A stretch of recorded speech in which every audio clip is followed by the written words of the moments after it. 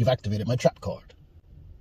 Imagine my lack of surprise when someone jumps on one of my videos saying exactly the thing I expected someone to say and intended to speak about today. Just enforcing the law is a massive cope and an intentional misdirect, and it's part of a huge fishing wire tangle that uses elements of the other things we just recently talked about, as well as some new strategies. But to sum it up before I explain it, say you're an avid concert lover, and the music industry gets together to say that non-ticketed individuals are sneaking into concerts. So they want to put together some more enforcement to make sure that non-ticketed concert goers don't ruin the experience for concert goers, and that these non-ticketed individuals are trashing the venue and hurting other concert goers. Mind you, ticketed concert goers do the same thing at higher rates, and the non-ticketed guys have valid reasons for not having tickets and are really just doing janitorial work or watching from spaces ticketed visitors aren't occupying.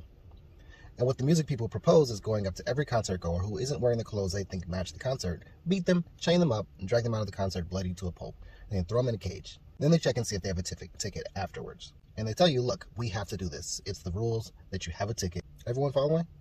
The immigration process is convoluted, but the punitive system around it is actually quite simple. Procedural immigration violations are civil violations, meaning you get a fine or maybe a black mark for violating them. But being placed in a deportation status is at the discretion of a judge and usually an extreme measure. These are not criminal proceedings, though. Entry at places other than a port of entry are a misdemeanor, punishable by at most a fine or 6 months jail time. Unlawful re-entry, i.e. entry at places other than a port of entry for a second or third time with some kind of other offenses attached to them, is a felony punishable by prison time up to 2 years or removal. This is stuff that needs to be determined case by case and individually because asylum claims trump all of this.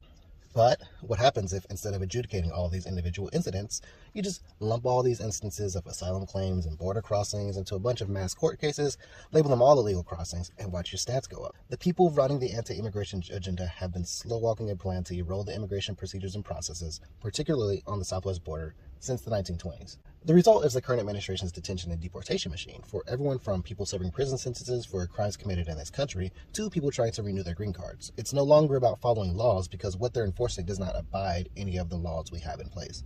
It's a gross bastardization meant to give the appearance of being tough on crime. And they do this by first scaring people. Migrant crime is a crisis. If they're not here, then they can't commit crime. And they make it seem impossibly large. It's because they're undocumented. They're all criminals because they came here the wrong way. And then they step in and say, look, it's simple. We just need to follow the laws, that's all. We just need to follow the laws.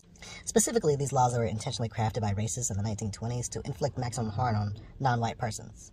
It's the only way. Everyone still following? Just following the law doesn't require inflicting harm on people's lives to correct procedural issues.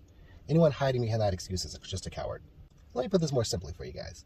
If your way of thinking is that something is unacceptable in normal society, but okay because it's a law, then you are no more intelligent than a Nazi. So hide behind your law, silly coward, because the friends you could have made along the way would have been persecuted by them.